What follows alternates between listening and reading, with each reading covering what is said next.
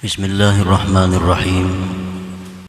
Alhamdulillahil halimis sattar, al-afwil ghaffar, rahmanil akhirati wa hadhihi dar. Asyhadu an la ilaha illallah wahdahu la syarika lahul malikul jabbar, wa asyhadu anna sayyidana Muhammadan abduhu wa rasuluhul mukhtar. Allahumma salli wa sallim ala sayyidina Muhammadin imamil muqarrabin wal abrar wa ala alihi wa sahbihi wa dhurriyyatihi al-adhar wa man tabi'ahum bi ihsanin ila yaumin tataqallabu bihi al-qulub wal absar, amma ba'd. Yang kita hormati dan kita cintai para habaib, para alim ulama, muhibbin, hadirin, hadirat, rahimakumullah. Alhamdulillah, puji dan syukur kita haturkan kehadirat Allah subhanahu wa ta'ala, yang pada malam ini Allah subhanahu wa ta'ala kembali mengumpulkan kita di majlis yang penuh berkah dan rahmat ini. Salawat dan salam keharibaan junjungan kita, kekasih Allah Nabi besar Muhammad sallallahu alaihi wasallam, dan seluruh keluarga, para sahabat, zuriat dan pengikut beliau sampai hari kiamat. Para muhibbin rahimakumullah, al-hikmatut tasi'atu wal 'ishrun ba'dal mi'ah min al-hikamil 'ataiyah. Hikmah yang ke-129 dari Al-Hikam. Qala al-Imam Ahmad ibn Athaillah As-Sakandari rahimahullah wa nafa'ana bi ulumihi wa asrarihi. Anta ila hilmihi iza ata'tahu ahwaju ila hilmihi iza asaitah. Yang artinya, bermula engkau kepada hilim Allah apabila engkau taat kepadanya, lebih berhajat, lebih perlu kepada hilim Allah apabila engkau maksiat kepadanya. Para muhibbin rahimakumullah, al-muti'u ahwaju ila hilmillah wa afwi minnal 'asi. Orang yang taat kepada Allah, hamba yang taat kepada Allah, lebih perlu, lebih berhajat kepada hilmillah dan kemaafan Allah daripada orang yang maksiat. Hilmillah itu artinya adalah bahwa Allah subhanahu wa ta'ala itu menunda untuk mengambil tindakan kepada seseorang, padahal dia mampu saat itu memberikan tindakan. Itu hilim. Allah mampu, Allah kuasa menghukum seseorang pada saat ini, tetapi Allah menunda, memberi waktu, memberi kesempatan kepada hamba tersebut. Nah, itu disebut hilim atau hilmullah. Nah, orang yang taat kepada Allah lebih perlu kepada hilmillah itu, lebih perlu kepada maafnya Allah dibanding orang yang maksiat kepada Allah. Memang orang yang maksiat kepada Allah itu perlu kepada hilmillah, perlu kepada maafnya Allah, tetapi orang yang taat lebih perlu lagi. Lebih perlu lagi orang yang taat. Makin taat seseorang kepada Allah, makin perlu hilmillah dan kemaafannya.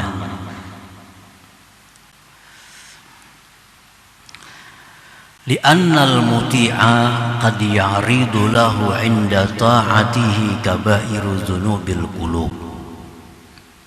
Karena orang yang taat kepada Allah, orang yang sembahyang, berzikir, menuntut ilmu, bersedekah, haji, umrah, orang yang taat kepada Allah itu terkadang datang baginya ketika taat itu dosa-dosa besar di dalam hatinya.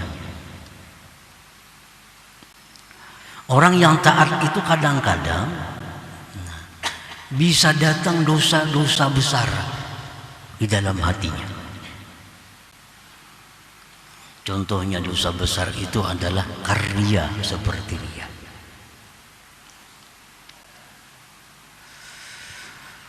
Nah, para muhibbin rahimakumullah, riya ini dosa besar. Besarnya dosa riya itu lebih besar daripada dosa zahir. Seperti berzina, dibanding riya, besar riya dosanya. Karena zina itu dosa anggota zahir, sedangkan riya ini dosa hati, dosa batin. Nah, orang yang taat kepada Allah itu bisa datang riya kepadanya. Karena riya ini bisa muncul sebelum kita taat, bisa muncul di waktu kita taat, bisa muncul sesudah kita taat. Nah, orang yang beribadah kepada Allah tujuannya adalah mengharapkan penghargaan atau pujian dari makhluk. Ini riya sebelum ibadah. Sebelum beribadah aja sudah macam itu tujuannya.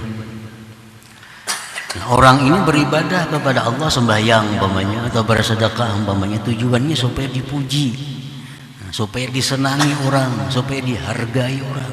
Ini riya sebelum beramal. Ada orang yang ikhlas, artinya orang ini beramal semata-mata karena Allah. Di waktu dia beramal datang riya. Nah, contohnya dia sembahyang di tempat sendirian, ikhlas karena Allah. Nah, begitu sembahyang rakaat pertama, ada orang datang, ada manusia datang. Nah, timbul di hatinya riya. Padahal dulunya ikhlas karena Allah, tapi karena ada orang datang, nah akhirnya timbul riya. Tanda-tandanya adalah memperbaiki sembahyangnya. Misalnya orang sembahyang karena Allah. Bismillahirrahmanirrahim. Alhamdulillah rabbil alamin arrahmanir rahim maliki yaumiddin iyyaka na'budu wa iyyaka nasta'in. Datang ada orang, lalu lain bacaannya. Lain. Tadi ancam, tadi laju, datang ada orang, ihdinas siratal mustaqim. Nah, bang, ini riya halal amal ketika beramal. Padahal dulunya ikhlas karena Allah. Nah, ada riya ba'dal amal, sesudah beramal. Sudah 10 tahun dah beramal nih. Nah, kemudian diungkit, dijual. Dulu aku pernah ini, dulu aku pernah ini, dulu aku pernah ini, dengan tujuan mengisahkan itu agar dihormati, agar dimuliakan orang. Ini riya ba'dal amal. Nah, orang yang taat itu bisa datang riya ini. Bisa datang riya. Nah, makanya orang yang taat itu sangat perlu hilmillah, sangat perlu maaf Allah. Kalau orang maksiat, ini pada riya lagi, sudah maksiat dulu.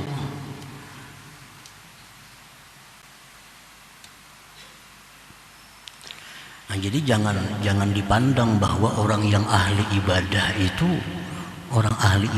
lebih baik daripada peminum arak, belum tentu. Orang ahli ibadah itu lebih baik daripada orang penzina, belum tentu. Kalau orang ahli ibadah ini riya, dosa riya itu lebih besar daripada zina. Karena zina itu amal zahir. Sedangkan riya ini amalul qalbi. Setiap dosa yang dari hati lebih besar daripada dosa dari anggota zahir. Nah, para muhibbin rahimakumullah, belum lagi wal i'jab, datang ujub kepada orang yang beribadah itu. Wal kibri, datang kesombongannya. Wastihqaril ghair, datang lagi meremehkan orang lain, menghinakan orang lain karena dia merasa ahli ibadah, ahli taat. Nah, fa yukhafu alaihi an tanqaliba ta'atuhu ma'siyatan, dikhawatirkan atasnya berbalik taat itu menjadi maksiat.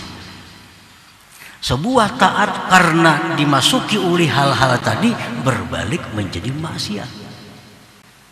Wala yash'uru bidzalik, dia tidak tahu yang demikian. Nah, dia tidak menyangka demikian. Bal ya'uddu nafsah minas salihin, bahkan dia menganggap dirinya itu orang saleh. Karena tiap hari 5-6 juz baca Quran, tahajud, sembahyang duha, sunatnya ratusan rakaat tiap hari. Nah, dia menyangka dirinya orang saleh, tanpa menyadari bahwa banyak penyakit-penyakit hati yang mencampuri ibadahnya itu. Nah, para muhibbin rahimakumullah, walaula hilmuhu wa afuhu lamakkatahu Allah wa ab'adah an hadratih fasara minal muba'adin wal mamkutin. Jikalau orang tersebut tidak ada hilim Allah, tidak ada maaf Allah, Allah benci kepadanya, Allah jauhkan dari hadratnya, jadilah dia orang yang terusir dan yang dimurkahi oleh Allah Subhanahu wa ta'ala. Nah, para muhibbin rahimakumullah, jadi semakin banyak taat yang kita lakukan, kita makin banyak perlu kepada hilmillah, makin banyak perlu kepada maafnya Allah Subhanahu wa ta'ala. Wa kana sallallahu alaihi wasallam idza shalla istaghfara salasan ta'liman lil ummah bi syuhudi taqsir biha. Rasulullah sallallahu alaihi wasallam apabila beliau selesai sembahyang, beliau istighfar 3 kali. Assalamualaikum warahmatullah, assalamualaikum warahmatullah. Nabi kita membaca astagfirullah, astagfirullah, astagfirullah. Mengajarkan kepada umat pada menyaksikan kekurangan-kekurangan di dalam sembahyang itu. Nah, jadi sehabis taat, karena sembahyang itu penghulunya taat, sehabis taat Nabi istighfar. Karena kalau ada dalam sembahyang ini kekurangan-kekurangan yang membuat Allah tidak suka dengan kita.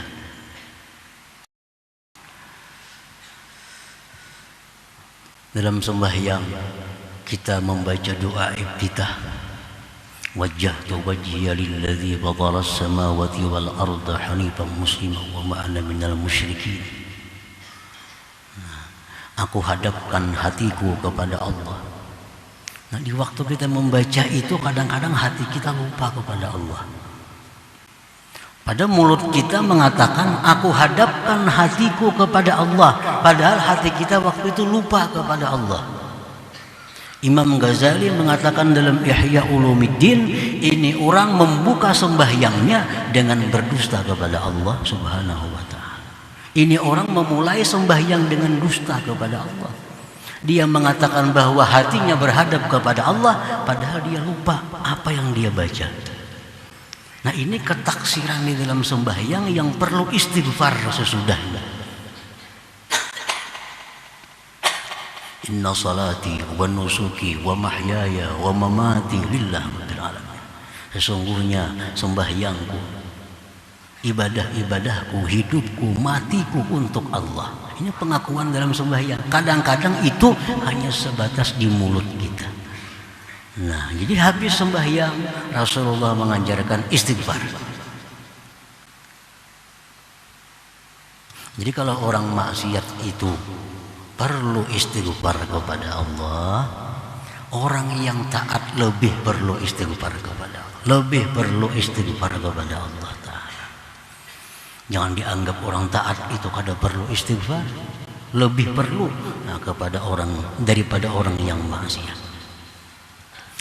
Para muhibbin rahimakumullah, wal 'asi rubbama tahmiluhu ma'siyatuhu 'ala al-khawf min rabbih wa istisghari nafsihi wa ibtiqarihi ila hilmillah wa 'afwi fatadarakullah bi rahmatih fayatubu ila Allah fayasiru minal mahbubin.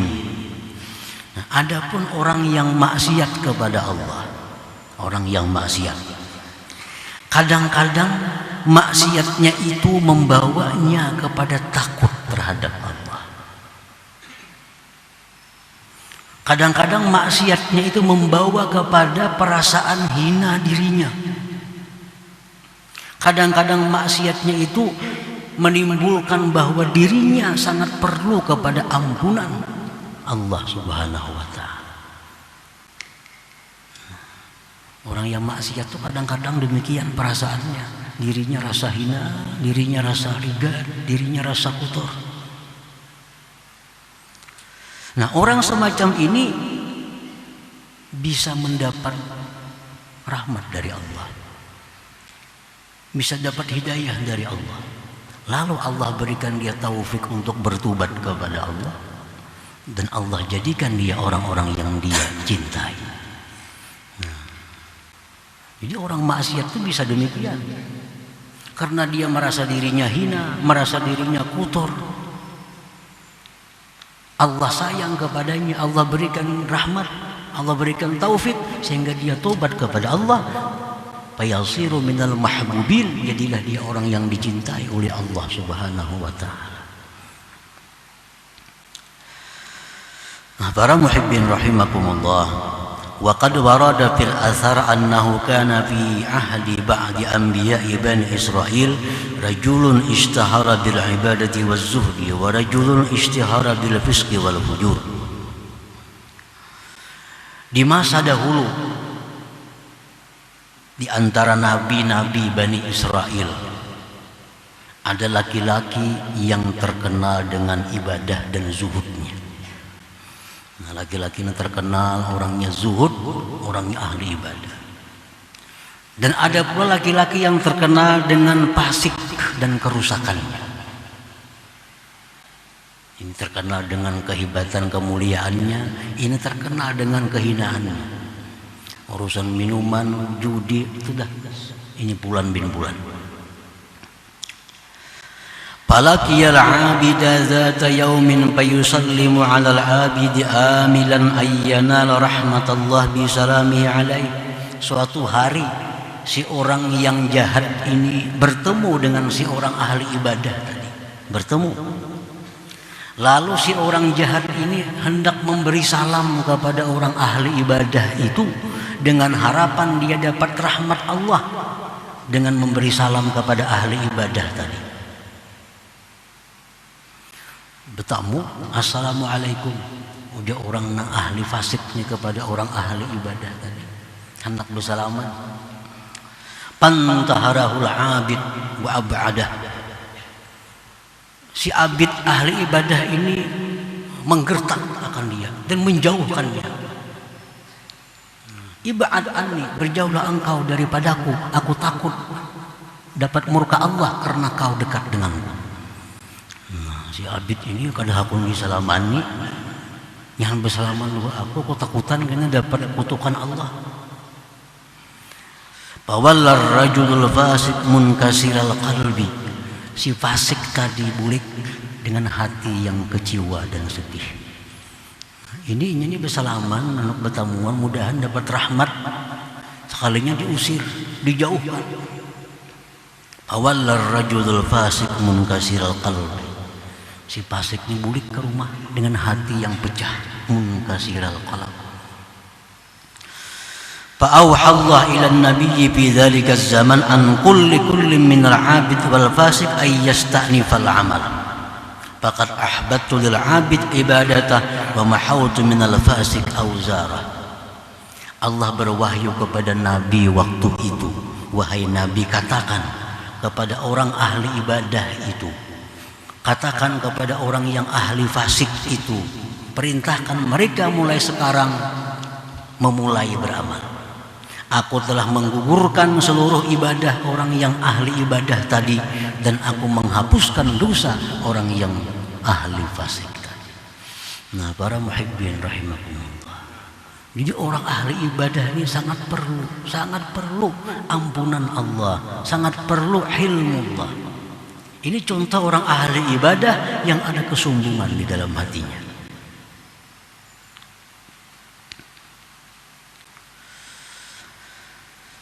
Nah kan Imam Abu Yazid Al-Bastami berkata, kalau orang ahli maksiat itu perlu 1 tobat, tapi kalau orang ahli ibadah itu perlu 1000 tobat. Perlu 1000 tobat. Dosa-dosa di hati jauh lebih besar. Fal ma'siyatu idza awrasat dhulla wa istisghara khairun min ta'atin awrasat izza wa istikbara. Maksiat tetapi membuat dirinya merasa hina, membuat dirinya merasa tidak berharga, itu lebih baik daripada taat yang dilakukan tapi merasa dirinya besar dan mulia.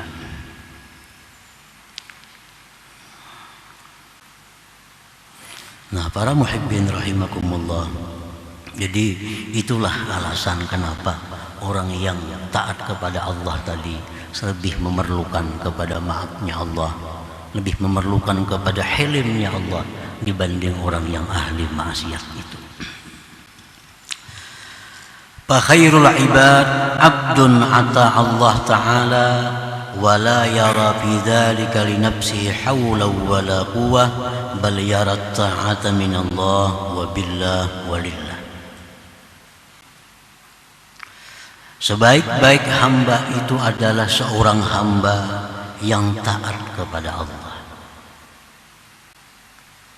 dan dia tidak melihat yang demikian itu taat bagi dirinya, daya dan upayanya, tetapi dia melihat taat yang dilakukannya itu adalah hidayah dan taufik dari Allah, dan daya upayanya Allah, dan karena Allah subhanahu wa ta'ala. Ini paling baik hamba.